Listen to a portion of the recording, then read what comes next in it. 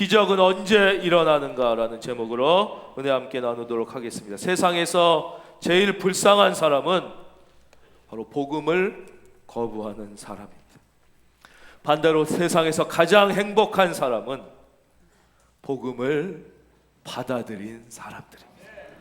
여기에 있는 저와 여러분은 어떤 환경과 조건 때문이 아니라 우리는 복음 때문에 하나님의 자녀 되고 구원받고 하나님이 우리 편이 되어주셨기 때문에 이 세상에서 가장 소중한 사람임을 믿고 고백할 수 있으시기를 예수님의 이름으로 축원드립니다.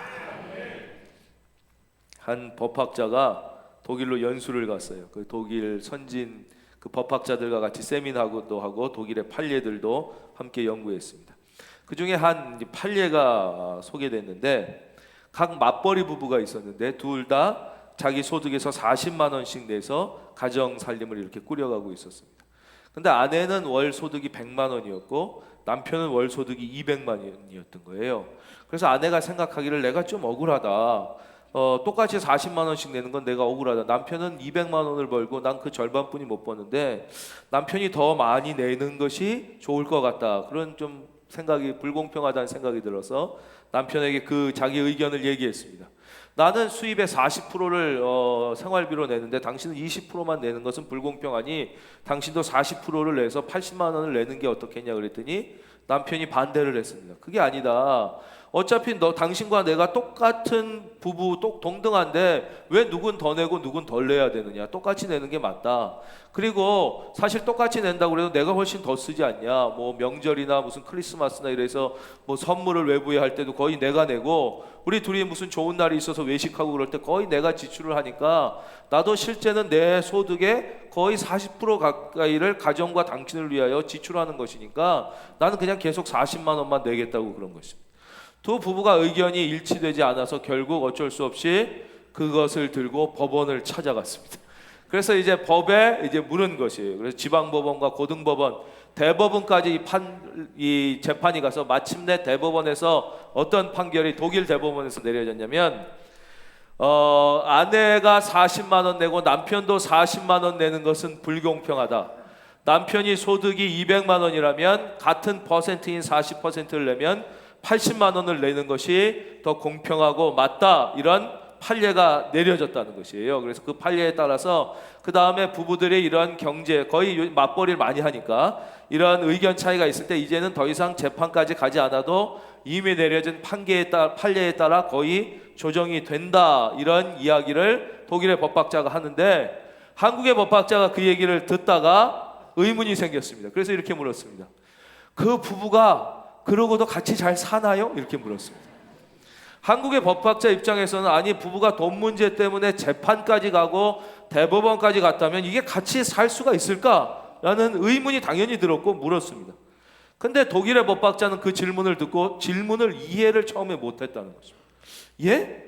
전혀 이해를 못하는 거예요. 그래서 이 한국인 법학자가 재차 물었더니 이분이 이렇게 대답하더라는 거예요. 당연히 더 잘 살았지요. 아니 둘이 같이 살 마음이 없었으면 뭐하러 힘들게 재판까지 갑니까? 그냥 이혼하고 말지요. 둘이 더 잘 살 마음이 있었기 때문에 법에 부탁해서 법의 도움까지 받았는데 같이 더 잘 살 무슨 이유 못 살 이유가 있겠습니까? 당연히 그 두 사람은 더 잘 살고 있습니다라고 대답을 했다는 것이죠. 여기서 이 한국의 법학자가 크게 깨달은 것이 있는데 그게 무엇이냐? 아하, 같이 더 잘 살고자 하는 마음이 있는 부부에게는 어떤 상황이나 조건과 결론도 그것이 서로를 더 잘 살게 하는 쪽으로 긍정적으로 작용되지만 아예 처음부터 같이 살 마음이 없는 사람에게는 그 후에 발생하는 상황과 조건과 모든 것들이 더 이상 같이 잘 살 수 없는 이유로 부정적으로 작용하게 된다는 것을 깨달은 것이죠. 오늘 말씀의 제목은 기적은 언제 일어나는가입니다. 우리 사랑하는 성도님들에게 먼저 말씀드리겠습니다. 우리 하나님은 좋으신 하나님이며 우리 하나님은 축복의 하나님이시며 우리 하나님은 기적의 하나님이심을 믿으시는 분은 아멘. 우리가 이것을 믿는 것이 믿음이에요. 그런데 기적은 언제 일어나는 거예요? 기적은 바로 매 순간 내가 믿음으로 살겠다고 결단할 때, 믿음으로 살겠다고 결단하는 사람에게는 모든 삶의 변화와 변하는 환경과 조건이 더 믿음대로 말씀에 순종하여 살 수 있는 동기와 계기와 조건이 되지만, 내 마음속에 내가 믿음으로 살겠다는 결단을 하지 않는 모든 사람에게는 상황의 변화와 조건과 모든 사회 시스템이 더 이상 말씀으로 살기 어려운, 믿음으로 살기 어렵게 하는 핑계거리가 되기 때문에, 우리 하나님은 기적과 축복의 하나님이심에도 불구하고 왜 우리의 삶에 이 놀라운 기쁨의 기적이 경험되지 않냐면, 내 마음속에 믿음으로 살겠다는 결단이 아니라 아예 여차하면 세상으로, 조금만 곤란하면 세상의 기준으로 살겠다는 판단을 미리 내린 채 살아가니까 내 삶에 하나님의 기적과 은혜가 역사할 여지 자체를, 즉 같이 살 마음이 없이 재판 들어간 사람은 재판 어떻게 나오든 싸우고 이혼하는 것이죠.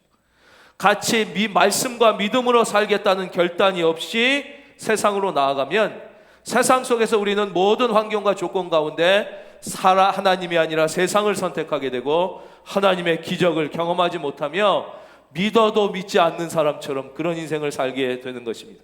우리 사랑하는 성도님, 다시 한번 선포합니다. 우리 하나님은 은혜의 하나님이며 좋으신 하나님이며 기적의 하나님. 우리 늘 믿음을 결단하셔서 어느 순간, 바로 이 순간부터 적용을 하셔야 되는 거예요. 오늘도 말씀을 들을 때에 내가 그냥 말씀을 듣겠다가 아니라 내가 반드시 말씀을 통하여 은혜를 받으리라, 그런 결단을 가지고 말씀을 들으면 비록 부족한 설교이지만 이 설교 가운데 하나님의 음성을 듣게 되고 여러분의 삶에 큰 은혜의 변화가 일어나게 될 줄로 믿습니다. 오늘 말씀 16절이에요. 이 세대를 무엇으로 비유할까? 비유하건대 아이들이 장터에 앉아 제 동물을 불러. 참 재밌죠? 예수님께서 말씀하신다. 어떤 개인, 어떤 한 사람을 얘기하지 않고 세대 전체의 특징을 이야기합니다. 즉 세대가 가지고 있는 특징이 있다는 것이에요. 그 세대가 가지고 있는 문제와 한계, 바로 예수님이 살던 이 시대의 이 세대의 특징은 무엇입니까? 아이들이 장터에 앉아 제 동물을 불러 이르되 우리가 너희를 향하여 피리를 불어도 너희가 춤추지 않고 우리가 슬피 울어도 너희가 가슴을 치지 아니하였다. 바로 그 세대를 보고 안타까워하시며 예수님이 내린 평가는 무감동의 세대, 무공감의 세대, 무반응의 세대, 무변화의 세대라는 것입니다. 어떻게 2000년 후 대한민국 서울을 살고 있는 우리들의 세대와 이렇게 똑같을 수가 있습니까?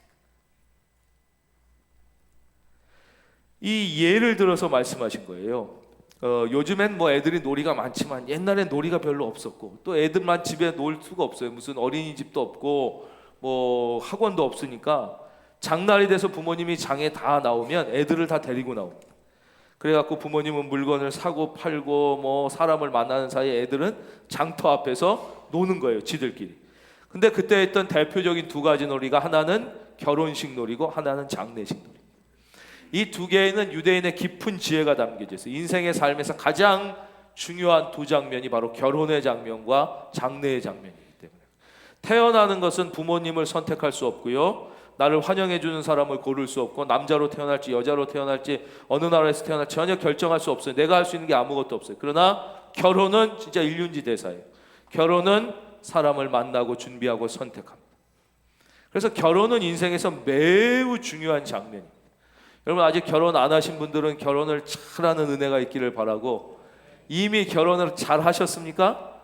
장례를 잘 준비할 수 있어야 되는 것이죠. 장례는 정말 그 사람이 그 사람의 인생을 어떻게 살았는지가 장례식에서 다 나타나는 것이죠.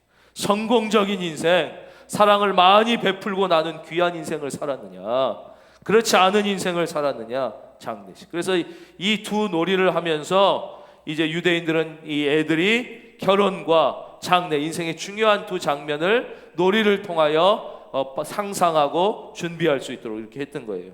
근데 문제는 우리가 너희를 향하여 피리를 불어도, 이제 한 해가 앞에서 막 뭐 몇 명이 피리를 불면 이제 결혼식 놀이 와 막 춤추고 이걸 해야 되는데 피리를 부는데 애들이 춤을 안 추고 시큰둥. 에이 시큰둥. 우리 모습들과 너무 비슷하죠? 예? 시큰둥 하는 거예요. 찬양을 불러도 시큰둥 하는 거예요. 앞에서 기도를 드려도 시큰둥 하는 거예요. 내 기도가 아니라 네 찬양, 네 기도다. 내 찬양이 아니라 네 찬양이다. 이렇게 되는 것이죠. 예. 이것이 예수님이 가슴 아파한 이 세대적 특징. 우리의 모습이 너무 이 속에 많이 들어있어요. 우리 교회는 안 그러신 분이 특별히 많은 특이한 교회지만 이게 이 세대적 특징, 이 수많은 교회의 특징임을 우리가 부인할 수가 없습니다. 그러니까 이제 애들이 왜 너 오늘 엄마한테 혼났냐? 뭐 특별히 기분 나쁜 게 있냐? 그러면 우리 장례식 놀이로 바꿀까? 장례식. 그러면 이제 앞에 애가 이렇게 곡을 하는 누가 하면 거기에 맞춰서 가슴을 치면서 이분이 생전에는 뭐 이렇게 해야 되는데 왜 울어도 애들이 시큰둥 뭐 이래도 시큰둥 저래도 시큰둥 무감동 무공감 무반응 무변화. 이것이 악한 세대, 예수님의 마음을 아프게 하는 그 세대들의 특징이었다는 것입니다.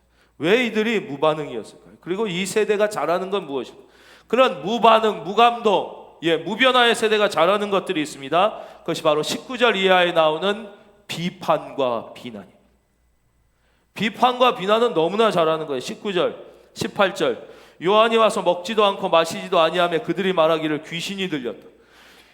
세례 요한은 엄청난 지금으로 치면 금수저라고 말씀드렸잖아요. 아버지가 대제사장이었어요.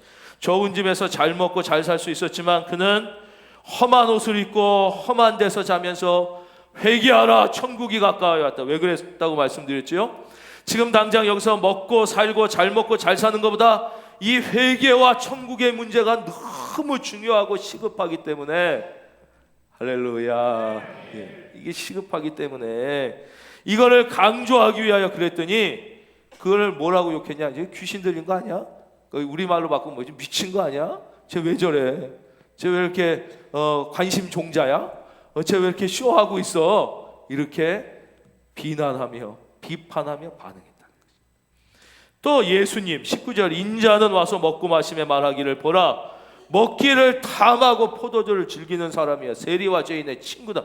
또 예수님은 오셔서 하나님의 아들이시지만 모든 것을 다 내려놓고 서민과 중산층의 삶에 들어가서 벽을 허무시고 같이 먹고 같이 이야기하고 친근하게 했더니 뭐라 그랬냐? 저거 세속주의자네. 뭐 저런 게 무슨 선지자야? 먹을 거 다 먹고 뭐 쉴 거 다 쉬고 살 거 다 살고 말이야. 이거 사막에서 살지 않고 이게 뭐야? 거기다 또 어렵고 특별히 소외되는 세리와 죄인하고 친하니까 저 뭐 하는 짓이야 저게? 저런 놈들이랑만 어울리고 그러면서 또 예수님을 욕했다는 것이죠. 왜 욕한 것입니까? 진짜 세례 요한이 잘못된 것입니까? 예수님이 잘못된 것입니까? 우리의 삶에 적용하겠습니다. 우리 중에 혹시 남편이 미운 분이 계십니까? 남편이 한 번 미우면 뭐를 해도 다 미운 것입니다. 남편의 행동에 문제가 있는 게 아니라 어쩌면 나의 마음에 문제가 있을 가능성이 훨씬 큰 것이죠. 혹시 아내가 밉습니까? 혹시 사람이 밉습니까? 혹시 누군가가 어떤 정당이 어떤 세력이 마음에 들지 않습니까? 뭐 그 사람이 잘못해서 그럴 수도 있지만 내 마음에 아예 미워하겠다는 결단이 서 있습니다. 요한을 봐도 밉고 예수님을 봐도 밉게 되는 것입니다. 예수님이 우리를 사랑하셨던 것처럼 먼저 우리의 마음이 믿는 자의 마음이 사랑하겠다는 결단이 있는 마음이 될 때, 내가 좋아하고 이해하겠다는 결단이 있는 마음이 될 때 먼저 내 마음의 평화가 임하고 할렐루야. 그 가정의 평화가 임하고 그 인생 가운데 기쁨이 임하게 되는 것이지요. 주님은 말씀하십니다. 지혜는 그 행한 일로 인하여 옳다함을 얻느니라. 이 말씀을 해석해 드리면 여기서 지혜는 로고스라는 원어로 쓰여져 있어요. 즉 지혜, 이 로고스, 이 말씀은 예수님 자신을 의미하는 게 첫째입니다. 즉 그래서 나는 사람들의 칭찬과 비난보다 내가 하나님 앞에 맡겨진 사명을 잘 행함으로 하나님께 옳다함을 얻는다. 이게 해석입니다. 또 이 지혜는 바로 하나님의 말씀대로 살려고 하는 성도들, 바로 우리들을 의미하는 것이죠. 즉 우리가 세상에서 물론 교회가 잘못하고 성도님들이 잘못해서 당하는 비난도 물론 많이 있습니다. 그러나 아무리 잘해도 욕할 사람은 계속 욕하는 것도 어쩔 수 없는 거예요. 내가 아무리 신실하게 잘 믿으려고 해도 집안에서 계속 교회 싫어하고 욕하는 사람은 그건 또 어쩔 수 없는 영향이 있다는 거예요. 그때 너무 그런 이야기 때문에 실망하고 좌절하고 괴로워하는 게 아니라 우리는 우리에게 맡겨주신 하나님의 사명, 사랑하고 복음 전하고 나누고 기뻐하고, 한번 다시 해볼까요? 사랑하고 복음 전하고, 우리가 이런 일을 하면 하나님께서 너 잘했다, 옳다 이렇게 칭찬해 주신다는 것입니다. 우리 사랑하는 성도님, 하나님께 다 칭찬받는 인생 되시기를 바라요. 20절이 예수께서 권능을 가장 많이 행하신 고을들이 회개하지 아니하므로 그때 책망하시되 화 있을진저 고라시나 화 있을진저 벳세다야. 이 두 도시는요, 여기 있는 이 큰 스크린이 갈릴리 호수라고 한번 생각해 보시면 요쪽 여러분이 보실 때는 왼쪽이죠. 요 모서리 부분에 있는 두 마을이에요. 그러니까 예수님이 갈릴리에서가 고향이시잖아요. 그 호수라면 그쪽에 있는 이 마을인데, 이 마을들에 예수님께서 큰 권능을 행하셨는데도 회개하지 않으시는 거예요. 그래서 책망하시되 21절 화 있을진저 고라시나 화 있을진저 벳세다야, 너희가 행한 모든 권능을 두로와 시돈은 그 당시 지중해 유역에 있던 아주 발달된 무역의 중심 항구였는데 결국 아주 멸망하게 된 도시입니다. 두로와 시돈에서 행하였더라면 그들이 벌써 베옷을 입고 제에 앉아 회개하였으리라 그랬어요. 그러니까 참 희한하죠. 이때나 지금이나 사람은 희한한 게, 목회를 하다 보면 정말 오랜 시간 이분이 신앙생활을 하고 뭐 수십 년 평생 한 분도 있고 뭐 몇 대에 걸치는 분도 있잖아요. 그러니까 오래 예배를 드리고 많은 가르침을 받고 그러니까 더 많은 사랑을 받고 그랬는데도 변화가 안 돼. 그래 너무 가슴이 아프고 눈물이 나는 분들이 있어요. 참 사람은 신기해요. 이 고라신과 벳세다 같은 사람이 있다는 거예요. 근데 꼭 그렇지만도 않은 게, 또 어떤 분은 그렇게 오래 가르침을 받지도 못했고 나온 지 얼마 안 되시거나 뭐 새로 신앙생활을 시작하셨거나 그렇죠? 오래 핍박 가운데 있었을 수도 있고요. 그러니까 뭐 그렇게 많이 사랑과 관심을 받지 못했는데도 회개하고 눈물 흘리고 변화되고 그 마음에 주님을 모셔드리고 은혜가 충만한 분들도 또 놀랍게 있는 거예요. 그래서 이때도 이렇게 예수님이 여기에 많이 하셨는데 이 고라신과 벳세다는 안 되는 거예요. 지금으로 치면 교회 오래 다니고 말씀 가르침을 오래 받고 다 했는데도 안 돼. 찬양대도 하고 교사도 하고 보면 봉사도 하는 것 같은데 자기 마음에 진짜 믿음이 없어. 진짜 기쁨이 없는 거예요. 왜 그럴까? 그 이유를 찾아보겠습니다. 말씀드렸듯이 두로와 시돈은 바로 예수님의 고향 갈릴리에 있어요. 그러니까 두로와 시돈 사람들은 예수님의 어렸을 때부터 그 부모를 다 잘 알아. 제 아버지 요셉이잖아. 우리 집 저거 문틀 고친 사람 아니야. 쟤네 제 어머니 저거 남편 죽고 고생할 때 마리아 우리 집 와서 삭바나질 했어. 제 어렸을 때 코 찔찔 흘린 거.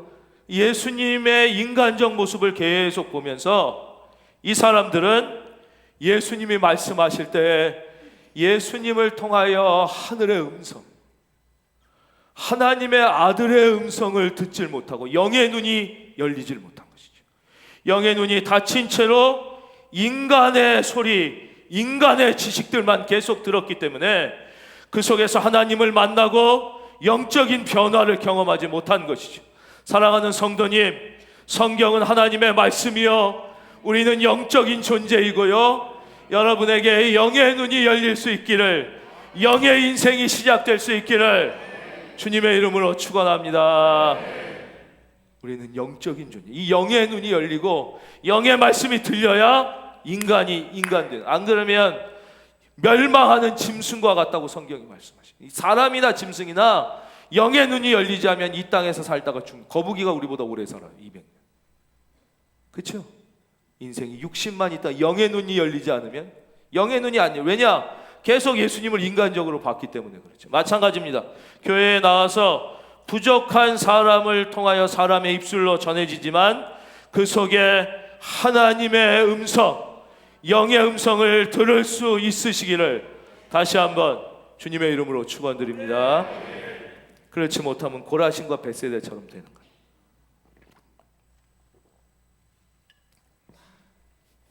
그 다음 또 있습니다. 23절, 가버나움아 내가 하늘에까지 높아지겠느냐? 음부에까지 낮아지리라. 또 다른 도시는 가버나움이에요. 가버나움 다 특이한 게 가버나움 출신의 예수님의 제자들이 많이 있습니다. 그런 도시인데 가버나움은 왜 예수님에게 특별히 혼났느냐? 교만 때문에 혼난 거예요. 근데 이 교만에 대한 말씀을 드리면 참 재밌는 반응이, 겸손한 분들은 여기에 큰 은혜를 받습니다. 그래, 내가 교만해, 내가 이러면 안 되지. 그래서 더 겸손해지셔서 그의 영혼의 삶에 주변에 은혜가. 근데 문제는 교만한 분들은 절대 내가 교만하다는 생각을 안 한다는데 문제가 있어요. 교만한 사람은 교만하면 안 된다는 설교를 할 때 반응을 안 하는 거예요. 내 문제가, 내가 뭐가 교만해? 내가 당연히 할 얘기하고 말이야, 내가 할 거 하고 살고 있지, 이렇게 생각하는 거죠. 그래서 주님이 그러시잖아요. 있는 자는 더 받아 풍족하게 되고. 거기서 있는 것은 뭐예요? 사랑이 있는 자, 겸손이 있는 자, 기도가 있는 자, 감사가 있는 자, 찬양이 있는 자, 회개가 있는 자를 의미하는 거예요. 그래서 이 교만, 가버나움은 교만 때문에 안 돼요. 교만하면 하나님이 낮추셔요. 가버나움아 내가 하늘에까지 높아지겠느냐? 음부에까지 낮아지리라 그랬어요. 우리가 하나님 앞에 허리를 동이고 부족함을 고백하고 낮아질 때 우리 좋으신 주님이 여러분을 높이셔서, 하나님이 높이면 낮출 자가 없다 그랬어요. 하나님이 높이시는 존귀한 인생 되시기를 주의 이름으로 축원합니다. 그래서 우리는 겸손하게 우리에게 주어진, 내가 너희에게 이르노니 심판날의 소돔 땅이, 교만이 얼마나 큰 죄냐? 심판, 소돔은 다 아시잖아요. 소돔과 고모라, 그 멸망한 땅이 너보다, 소돔은 이 죄악이 관영해서 멸망했어요. 막 음란하고 뭐 온갖 사기, 막 범죄. 하나님이 보실 때 교만은 그 죄보다 결코 덜하지 않다는 거예요. 그래서 심판날의 소돔 땅이 너희보다 견디기 쉬우리라. 그래서 우리 하나님은 이 성경을 보면 늘 부족해도 겸손한 사람에게 더 기회를 주시고요, 조금 상대적으로 더 경건한 것 같아도 교만한 사람을 우리 하나님은 물리치셔요. 그래서 하나님은 겸손한 자에게 은혜를 주시고 교만한 자를 물리치시느니라. 얘기 하나 해드리고 말씀 맺겠습니다. 이 우리나라는 정말 하나님의 어마어마한 축복과 사랑을 받은 나라고요.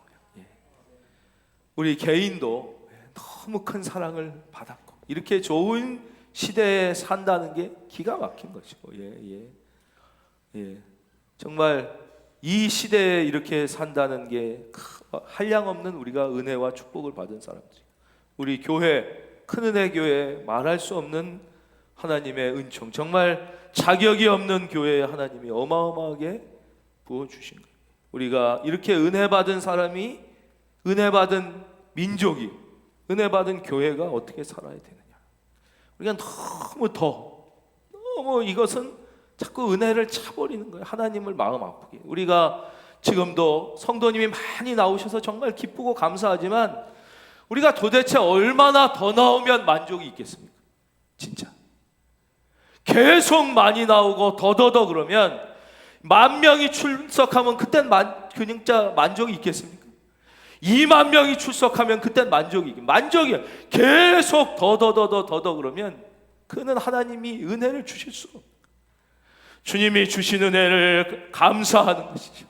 이미 주신 은혜를 감사하며 우리가 할 수 있는 은혜를 나누고 사랑을 나누고 우리가 복음을 나누고 좀 할 수 있는 걸 하는 것이죠. 그것이 잘 사는 것이 잘 사는 것이.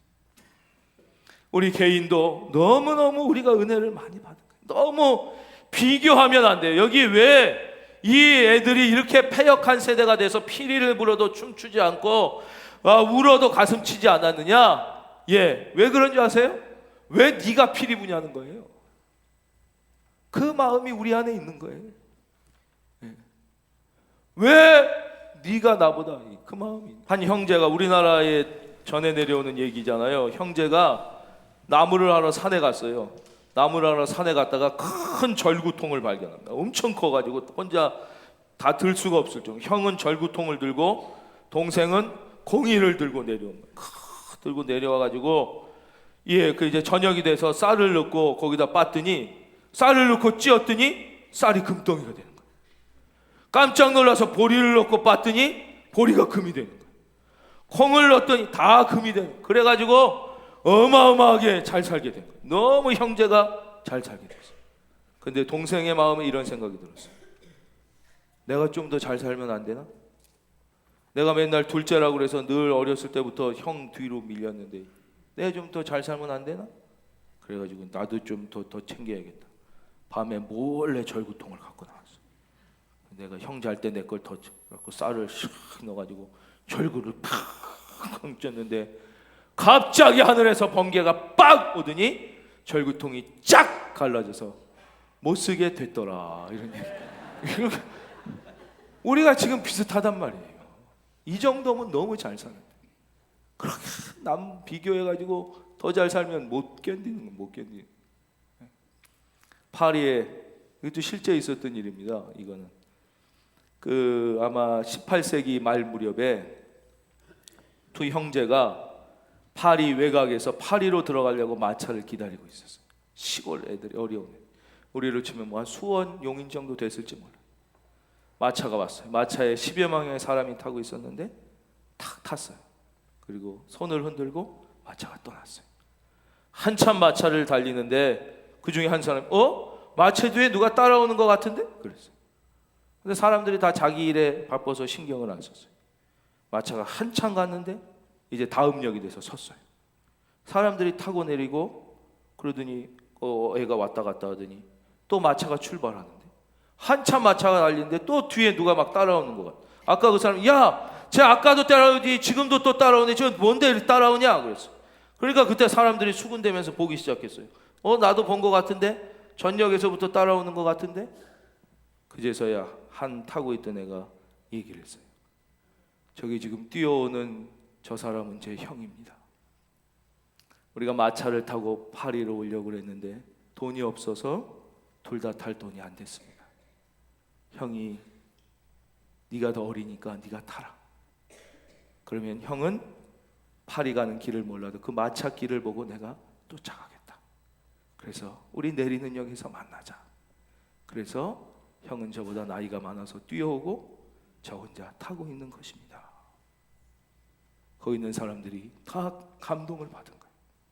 그래서 그 자리에서 돈을 걷어서 그 형 차비를 대서 같이 타고 파리까지 잘 와서 그 두 형제는 나중에 파리에서 아주 성공해서 훌륭하게 이렇게 잘 살았다는 거예요. 감동이 되시지 않습니까? 우리 좀 이렇게 살자는 거예요. 이렇게.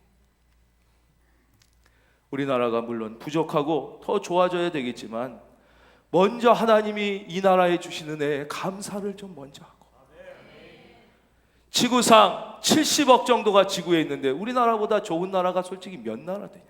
저 중국 10억, 인도 10억, 아프리카의 모든 나라, 남아메리카의 모든 나라, 아시아의 모든 나라, 우리보다 잘 사는 나라가 일본 좀 잘 사. 일본 저 거의 독재 아닙니까? 독재. 정당이 바뀌질 않고 계속 다 해먹고 배 형이 다 이렇게. 유럽도 동유럽, 러시아 어디 가면 그렇게 좋은 나라 있겠습니까? 진짜 몇 나라 안 되는 거. 핀란드 500만, 노르웨이, 스웨덴 다 합쳐도 1, 2억도 안 되는 거예요. 70억 중에 우리가 7억 안에만 들어 10%만 돼도 얼마나 감사한데. 생각해 보십시오. 우리가 30년 전만 해도 대한민국 삼성이 소니를 이길 건 상상도 못했어요. 상상. 이게 우리가 잘나서 된 거냐 이거예요. 우리가 하나님이 이 정도 해주셨으면 우리가 감사하고 거기에, 그럴 때 하나님께서 이 나라 우리 개인에도 진짜 더 큰 은혜를 주실 줄로 믿습니다. 우리 교육도 참 우리 자녀들 불쌍하고 젊은이들이 불쌍하지만 우리나라 교육이 더 좋은 교육이 돼야지, 맞습니다. 예. 그건 우리가 가되 지금 이렇게 공부하고 싶은 애들이 다 학교 다닐 수 있는 나라가 세계에 몇 나라 있냐고요.